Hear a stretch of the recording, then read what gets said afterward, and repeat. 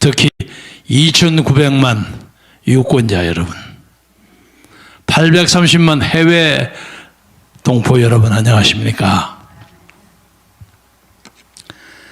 이제 부정선거 문제에 대해서는 이론의 여지가 없어졌습니다. 맞죠?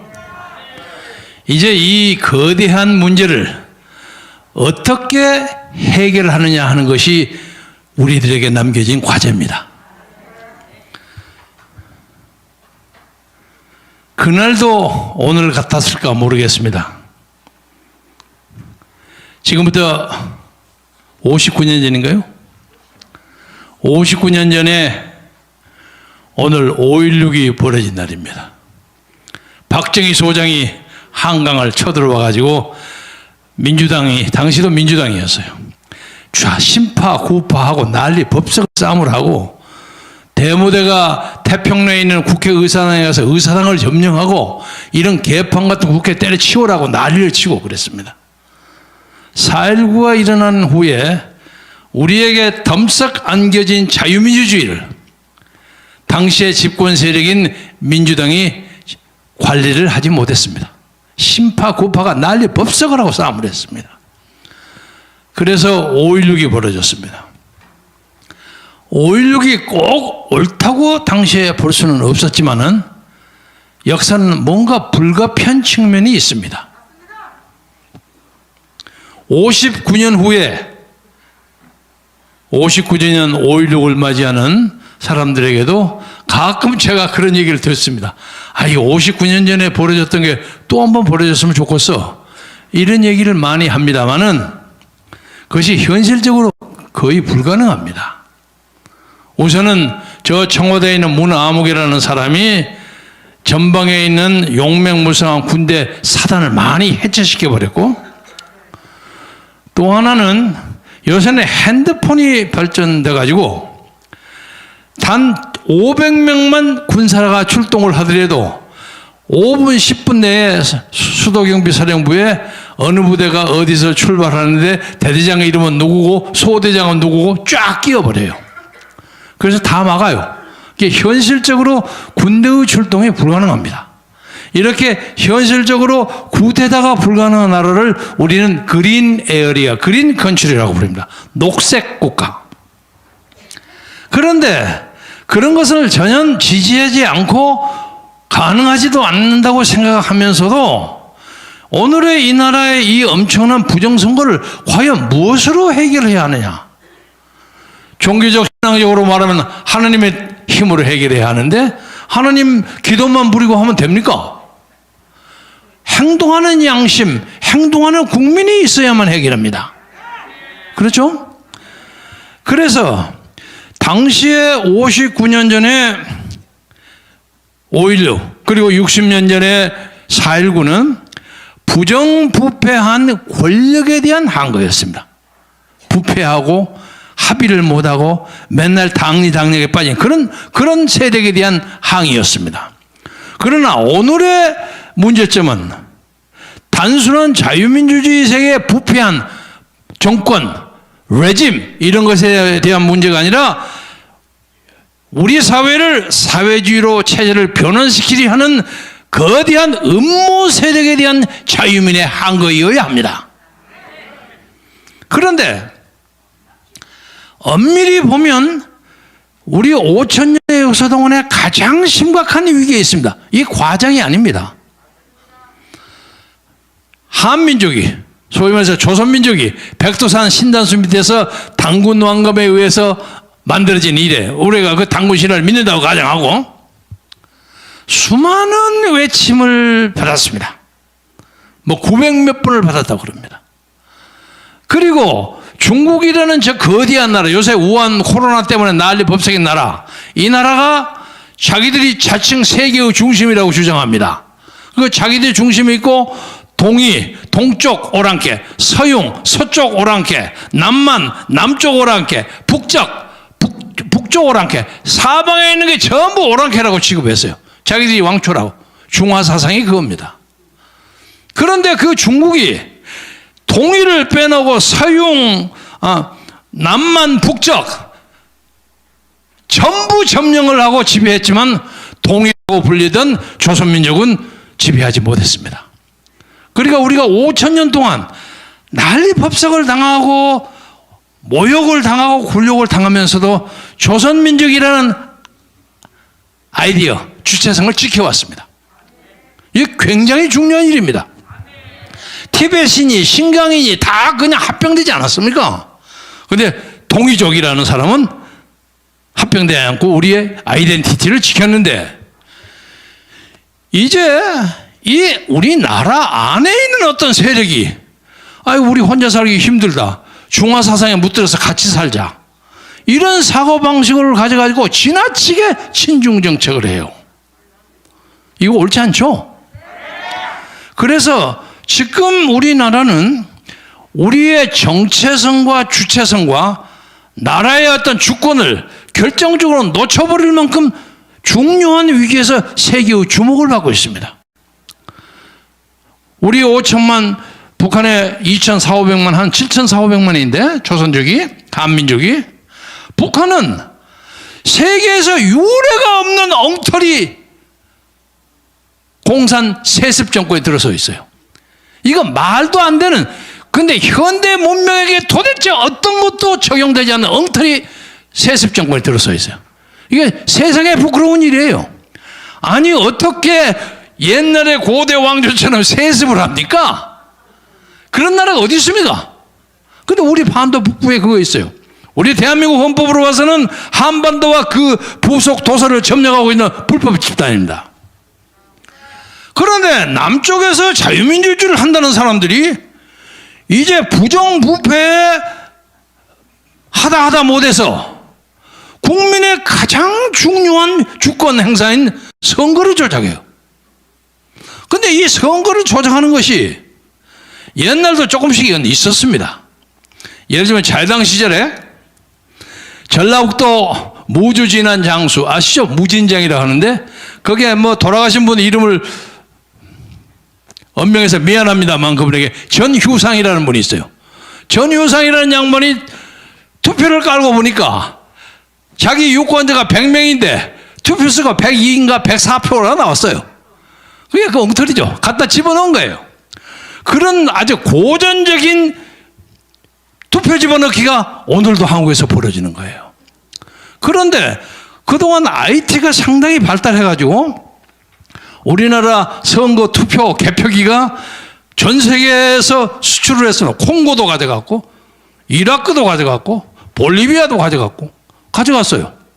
근데 가져가다 보니까 콩고 사람들이 보니까 이거 부정선거에 조작이 있다 해서 와서 여러분 아시죠? 여기서 항의를, 이거 문제점이 있습니다. 그런 거 없다고 돌려보냈어요. 이라크에도 그런 문제가 있고, 특히 볼리비아에서는 우리 메이드 인 코리아 투개표기를 사용해갖고 부정선거를 해가지고 대통령이 쫓겨났습니다.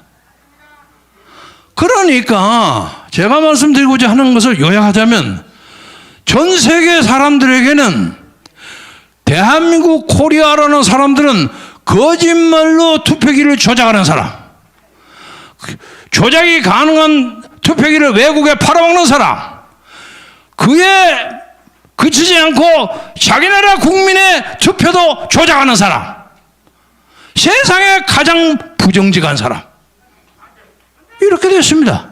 부끄럽지만 우리가 아무리 좋은 차를 만들고 방탄소년단이 전 세계를 휩쓸고 우리의 아리따운 여성 골프들이 LPG에서 1등부터 10등에서 한 4, 5등까지를 그냥 전부 휩쓸어버릴 만큼 한국의 여성들의 활력이 괄목할 만합니다. 다른 사람들이 아직 감탄을 해요.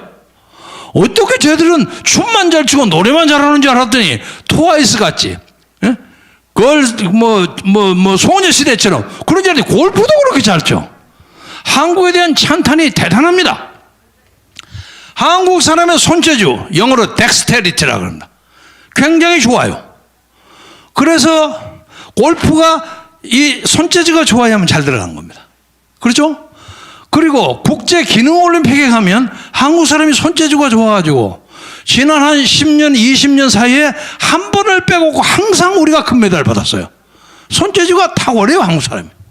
여러 가지 장점이 있는데, 아니 자기 국민의 주권을 도둑질을 해먹어요? 이 부끄러운 것을 그냥 지나갈 수가 없습니다.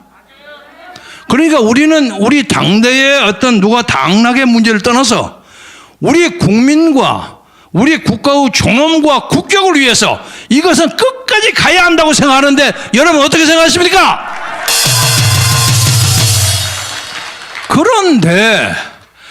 그런데 지난 몇 년 동안 우리하고 같이 자유민주주의 회복을 위해서 열심히 노력하고 열심히 글도 쓰고 좌담도 하고 연설도 하고 했던 일군의 상당히 유명한 소위 우파 농객들이 갑자기 하루아침에 나타나갖고, 이 선거 전혀 부정 그런 거 없다. 그 말도 안 되는 소리다. 이거 전라도만 깝깝해요. 그래서 내가 몇 번 개인적으로 얘기를 했어요. 여보시오, 당신은 아날로그 시대야. 옛날 공병우 타이프라이터, 김동훈 타이프라이터 딱딱딱 치는 거 있죠. 그 시대 당신 생각해서 그러지, 지금은 컴퓨터가 발달해가지고 그거 아주 쉽습니다. 미국에 가서 MGM 같은 그 카지노 있죠? 카지노에 가면 777 번호 나오죠? 그걸 나오면 50만 불, 20만 불 나온 거, 그것도 잘 안 나오게 조정합니다. 그거 계속 나오면 저 카지노 망해버리죠.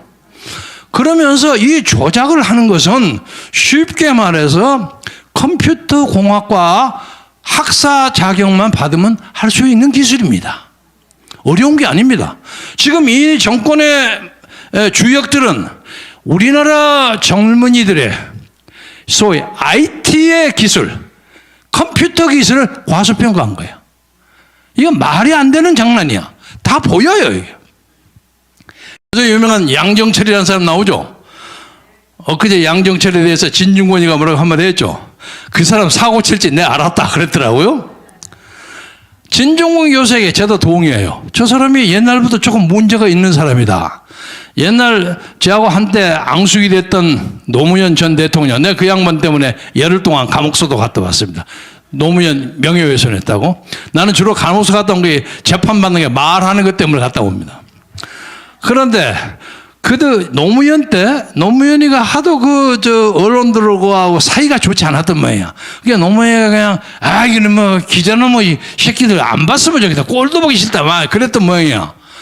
저 춘추관 좀 보고 없애버렸으면 좋겠는데. 춘추관 아시죠? 청와대 그 프레스룸. 그러니까 양전철이가 카카 제가 가서 막아버리겠습니다. 진짜 막을래? 나 먹겠습니다. 들어가서 춘추관에다 못을 꽝꽝 박아갖고 춘추관을 폐쇄시킨 사람이 바로 양정철입니다.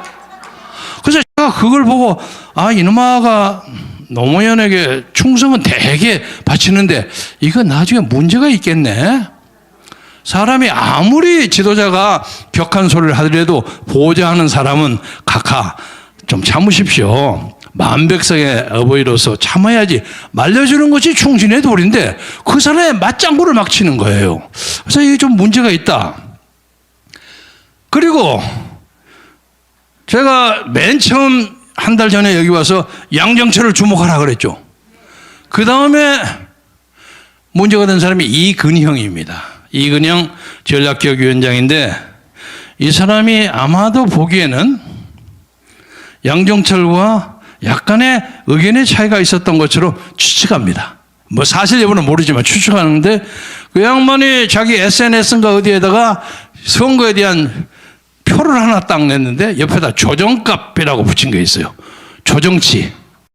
저는 그것을 보면서 이 사람이 이것을 실수로 낸 것처럼 해서 얼른 걷어치워버렸는데 이걸 가지고 다른 많은 사람에게 과시를 한 거예요. 당신들 내 말 안 들어주면 이거 불어버리겠어? 이런 거 아닌가 생각해요. 저는 조정값이라는 말을 조작값이라고 생각합니다. 근데 결과적으로 딱 맞지 않습니까? 그래서 양정철과 이근영만 잡아서 윤석열이가 문초하면 이건 딱 끝나는 겁니다. 윤석열 총장은 과연 어디에 있습니까? 이제 행동할 때입니다. 이제 우리는 유례없는 북한식 전체주의 공산 독재와 부정선거를 수출하는 부정적인 나라 대한민국에서 이 민족을 살리기 위해서는 이번 선거의 조작을 끝까지 파헤치는 이 계기로서 새로운 역사를 만드는 기회를 하나님이 주신 겁니다. 그런데 하나님의 역사에는 항상 악마가 왔다 갔다 안 합니까? 시험도 하고 마귀가 시험한다면 시험하는 것이 지금 저 코로나입니다. 코로나. 저 코로나를 가지고 우리가 집회를 못하게 만들어요. 아마 코로나가 없었으면 아마 모르긴 모르지만 광화문이 매일마다 난리 났을 겁니다. 광화문을 막는다는 것은 뭘 얘기하느냐? 이 역사에 대해 가장 많은 청중을 동원한 정광훈 목사의 행동을 막는다는 뜻입니다. 그런데 요새는 슬그머니 명분이 없으니까 풀어놓고 난 다음에 조건을 많이 붙여가지고 우리 전 목사님 움직이지 못하겠다고 해놓고 난 다음에 요새 듣자 하니까 목사님에게도 들었어요. 여러분도 들으셨겠지만 아까 전 목사님 엊그제 만났더니 아니 요새 서울시장 박원순이가 광화문위원회라는 걸 만들었대요. 그래서 앞으로 광화문에서 무슨 집회를 하면 그 광화문위원회에서 심사를 받아야 된대요. 이런 놈의 나라가 어디 있습니까? 그래서 제가 웃었어요. 박원순에게 얘기하겠어. 네가 아무리 광화문위원회를 만들어가지고 우리 집회를 막는다고 할지라도 용수선비는 민중의 힘과 민주화의 의지를 막지는 못할 것이고 광화문을 막으면 우리는 서울역에서 하면 서울역에서 박원순이가 또 서울역위원회를 만들고 아니면 동아면세점에서 하면 동아면세위원회를 만드는 이런 놈의 나라를 때려 부셔야 되는 거 아니겠습니까?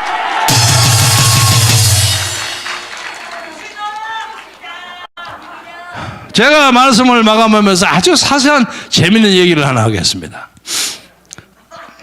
한국의 보수 세력의 유명한 사람들이 이건 뭐 절대 아니라고 나서니까 결과적으로 그 사람들에게 내가 경고를 지난주에 했어요. 마지막으로 경고한다. 경고하고 나서 또 보니까 여전히 마찬가지야. 근데 그 양반들의 그 논치가 문재인 정권을 도와주는 것입니다. 그리고 애매하고 의심스러운 거 있으면 조사해 봐야 되는 거 아닙니까? 왜 조사를 못 해라고 그럽니까?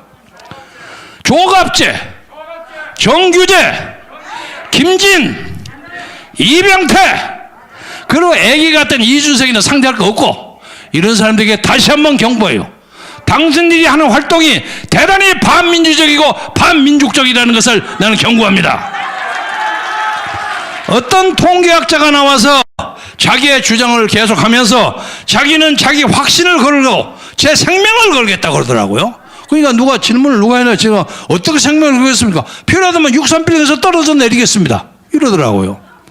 여러분도 보셨을 거예요. 자, 그러면 조작이 하나도 없고 이 선거가 완벽하다고 주장하는 조갑재, 정규재, 김진, 이병태는 만약에 조작이 확실히 드러나면 당신들은 어떤 결단을 국민에게 보여줄 겁니까? 오늘이라도 반성해서 조용하게 입을 다물기를 바랍니다. 그동안에 우리가 동고동락하면서 느꼈던 그 사람들의 그 노고를 생각해서라도 사람이 가끔 나이가 들면 자기의 그 옹고집이라는 게 생겨요. 한번 말 벗어놓고 주워 담기가 어려워요. 그런 것을 우리가 충분히 이해하고 오늘부로라도 다시는 그런 얘기 하지 말아주기 바랍니다. 선거 조작의 다른 하나를 제가 밝히겠습니다. 수십 개의 비례대표당이라는 게 있죠. 이것이 나는 정부의 정치 공작이라고 생각합니다. 지금 비례대표가 당이 한 30몇 개 되죠. 그 중에 한 10개 남짓을 빼고 나머지는 전부 급조된 정당이에요. 근데 급조된 정당을 하려면 5개 지역에, 예를 들면 시, 도 이런 서울특별시, 부산, 대구, 경북, 뭐 대전 이런 5개 지역에 적어도 1000명의 당원을 확보해야 됩니다. 5,000명의 당원을 확보해야만 인가가 됩니다. 그런데 갑작스럽게 이게 막 늘었어요. 그러면 그 사람들이 5,000명을 전부 갖다 당원을 집어넣는데 이 당원들 중에 상당수가 가짜예요. 여기서 당시에 여러분 들으셨죠? 정당 명부 팔고 이름 받고 하루에 한 사람 앞에 2,000원, 3,000원 받고 하는 게 많아요. 그래서 이걸 관계된 우리 기독자의당 당원이 선관위원회에 항의를 했어요. 그거 다 확인해라. 니들은 우리 자신만만하다. 우리는 5개 아니라 10개 지역에 5,000명 아니라 1,000명 아니라 5,000명이라도 자신 있다.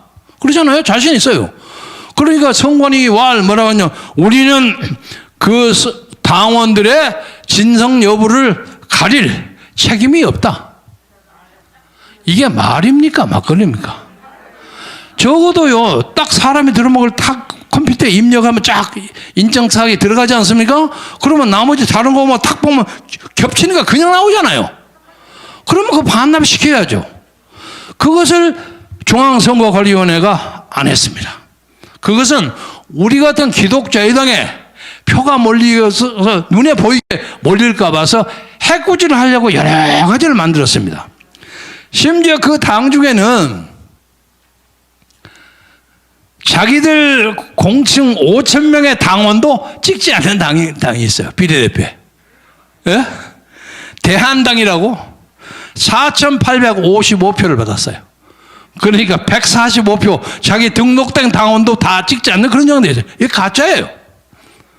이것이 다 기독자의당을 겨냥해가지고 표 못 달게 한 겁니다. 그래서 그걸 붙이면 어떻게 되느냐. 기독자의당이요. 77만 얼마를 받았던 사람들이 빠져가지고 51만 3,159표예요. 1.8%. 그리고 우리와 같이 우파를 단합해가 같이 모이면 홍문종 의원도 저하고 합당한다고 여기서 손들고 그래요. 그 사람이 또 가서 딴소리 하는 거야. 왜냐면 기독자유 친박신당이라고 붙이자 이거야. 어떻게 제목을 그렇게 길게 붙입니까? 그래서 우리가 나중에 하더라도 친박신당 빼고 그냥 하자.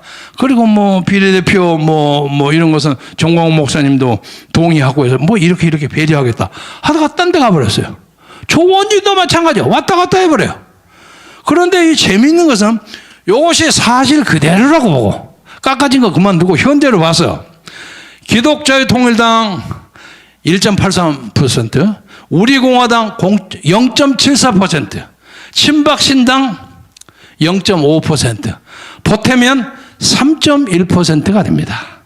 그러면 적어도 두 사람이 되는 겁니다. 그리고 여기에 시너지 효과라는 게 있죠. 시너지 효과를 붙이면 적어도 우리가 너댓 명, 대여섯 명, 우리 우파들의 국회 진출이 충분히 가능한데 그것이 잘라주고 난리친 것도 이것이 전부 문재인 정권의 공작에 의해서 갈라진 겁니다. 돌아다니면서 왜 쟤하고 붙냐 이렇게 하면 네가 하면 잘 될 거 아니냐 이런 공작에 넘어가는 거야. 우파가 가장 문제하는 것은 옛날 이승만 정권 때 박정희 정권 때 문제는 우파는 부패했어. 두 번째는 우파는 자유민주주의의 철학이 없어. 그래갖고 맨날 일제 밑에서 친일패했던 사람들이 많이 왔어. 그러나 6.25나 등등을 통해서 자유민주주의, 소위 리버럴 데모크라시에 대한 교육이 많이 됐어요. 그런데 이제 지금 문제는 파벌을 깨지를 못해요. 그래서 이 파벌을 깨지 못하면 니들이 요 모양 요 꼴이 된다 하는 것을 이 표가 보여주는 겁니다. 앞으로 우리는 이번에 부정선거를 파헤치는 계기를 가지고 진정한 의미의 자유민주주의 세력, 진정한 의미의 보수 우파를 이 땅에 만들어야 합니다. 알곡과 죽정이를 가려내야 합니다. 이것을 가려내기 위해서 저는 하나님이 이런 시련을 주었어요. 우리가 나가서 나갈 뜨거운 열정을 가지고 있으면서도 앞에 코로나가 막고 있어요. 이 코로나가 정치적 코로나인지 인간의 코로나인지 모르겠어요. 하나님이 니들이 그렇게 어물어물하고 니들도 잘못했기 때문에 그거 못한 거예요. 그러고 앉아있는 것입니다. 그래서 이것이 우리에게 시련의 기회가 되기 때문에 더 좋은 나라, 우리의 후손들이 살 수 있는 더 좋은 나라를 위해서 참고 기도하고 노력하면서 이 난관을 헤쳐나갑시다. 오늘 이 자리에 여러분들이 오셔서 좋은 말씀 많이 하실 것입니다. 여기에 또 하나 방금 제가 들어오면서 어떤 고명한 역술학자의 얘기를 하나 전달하고 하겠습니다. 자기가 어제 저녁에 꿈을 꿨는데 유튜버에 대한 방해 공작이 많이 나오는 꿈을 꾸었다는 겁니다. 그래서 여러분, 우리나라의 유명한 유튜버들 누군지 아시죠? 아셔요? 모르세요? 공병호가 하여간 계산하는 데는 넘버원입니다. 예? 이봉규 박사, 공병호 박사, 강용석 변호사, 로슈아, 로이킴, 박영하 교수, 그리고 여기는 손상대 교수. 제가 말이죠, 손상대 교수를 지난번에 얘기 안 하고 혼난 먹었어. 아니 선배 왜 나를 뺍니까? 근데 사실은 너무 가까이서 얘기를 하면 다른 사람이 자기 가족들 챙긴다고 그럴까 봐서 얘기를 하는데, 손상대야말로 그 어떤 유튜브에 못지않게 유튜브로 연설로 광화문 세력을 끌어가는 그 구라로 입으로 이 역사에 위대한 역할을 하고 있는 사람입니다. 이 말은 됐죠 이제? 여러분, 우리는 꼭 이길 것입니다. 여러분 건강하십시오.